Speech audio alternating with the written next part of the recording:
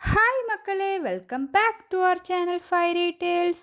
இந்த வீடியோவில் நம்ம பார்க்க போகிறது ஈஸியான ஒரு மேங்கோ பிக்கிள் ரெசிபி. வாங்க வீடியோக்குள்ளே போகலாம். நான் இங்கே 5 மீடியம் சைஸ்டு மாங்காய் எடுத்திருக்கேன். இதை நல்லா க்ளீனாக வாஷ் பண்ணிவிட்டு அதை நல்லா ட்ரை பண்ணிவிட்டு நான் குட்டி குட்டியாக கட் பண்ணிக்கிடுறேன். இது மரத்துலேருந்து பறித்து ஒரு 3 days ஆனனால லைட்டாக எல்லோ கலர் வந்துட்டு, ஆனால் நல்ல புளிப்பாக தான் இருக்குது. இதை குட்டி குட்டியாக கட் பண்ணிக்கிடுறேன்.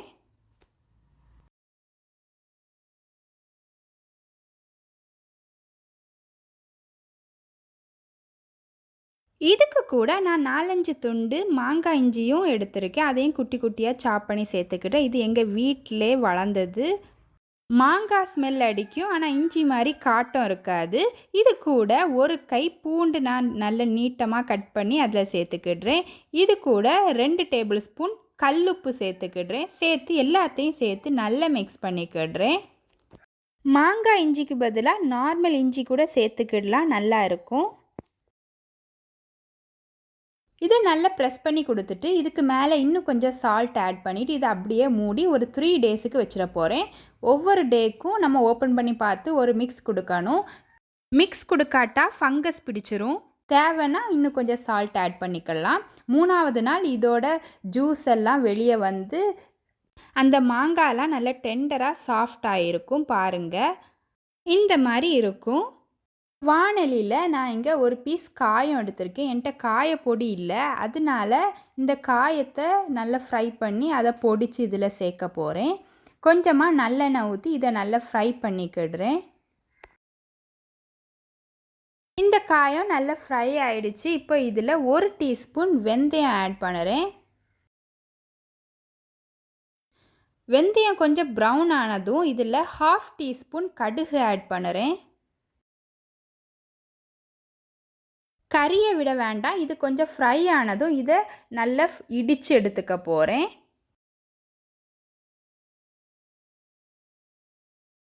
ரொம்ப ஃபைன் பவுடராக ஆக்காமல் கொஞ்சம் கோஸாக இடித்து எடுத்துருக்கேன். இப்போ இந்த இடித்த பவுடரை நான் இங்கே மாங்காய் கூட சேர்த்துக்கிடுறேன். இந்த வாணலியில் நான் இன்னும் கொஞ்சம் நல்ல எண்ணெய் சேர்த்துக்கிடுறேன். ஒரு 3 டேபிள் ஸ்பூன் கிட்ட சேர்த்துக்கிடுறேன். கடையில் இருந்து வாங்குறது மாதிரி நிறைய சேர்க்கலை. இதில் 1 டீஸ்பூன் கடுகு சேர்க்குறேன். எண்ணெய் சூடாகிறதுக்கு உள்ளேயே கடுகை போட்டுறணும்.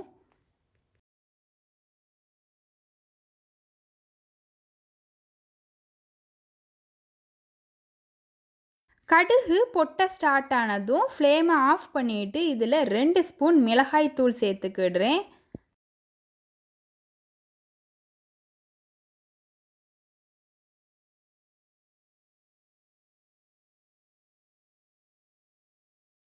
இதை மாங்காய் கூட சேர்த்துக்கிடுறேன்.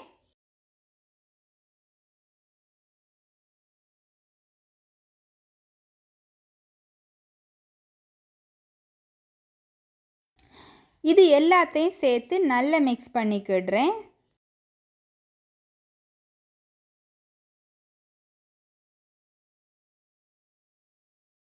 இப்போ இதை வாயில் வச்சு பார்க்கும்போது உப்பு கொஞ்சம் முந்தி நிற்கணும். தேவைன்னா எக்ஸ்ட்ரா சேர்த்துக்கோங்க.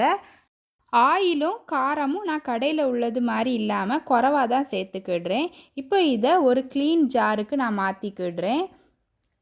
கேப்பே இல்லாமல் ஃபில் பண்ணிக்கோங்க.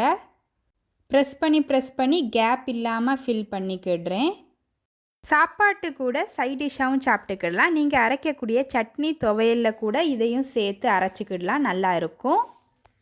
கடைகளில் செய்கிறதுல நிறைய ப்ரிசர்வேட்டிவ்ஸ்லாம் சேர்த்து தான் செய்வாங்க. இது நம்ம வீட்டிலே நல்லா ஹெல்த்தியாக பண்ணியிருக்கோம். இப்போ இதை மூடி ஃப்ரிட்ஜில் ஸ்டோர் பண்ணிக்கிடுங்க. ஒரு 3 daysக்கு அப்புறமா நீங்கள் இதை யூஸ் பண்ண ஸ்டார்ட் பண்ணலாம்.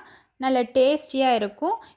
இந்த ரெசிபியை கண்டிப்பாக வீட்டில் ட்ரை பண்ணி பாருங்கள். இந்த வீடியோ பிடிச்சிருந்தா லைக் பண்ணுங்கள், உங்கள் பிடிச்சவங்களுக்கும் ஷேர் பண்ணி விடுங்க, கமெண்ட் பண்ணுங்கள். சப்ஸ்கிரைப் பண்ணாதவங்க சப்ஸ்கிரைப் பண்ணிக்கோங்க. தேங்க்ஸ் ஃபார் வாட்சிங்.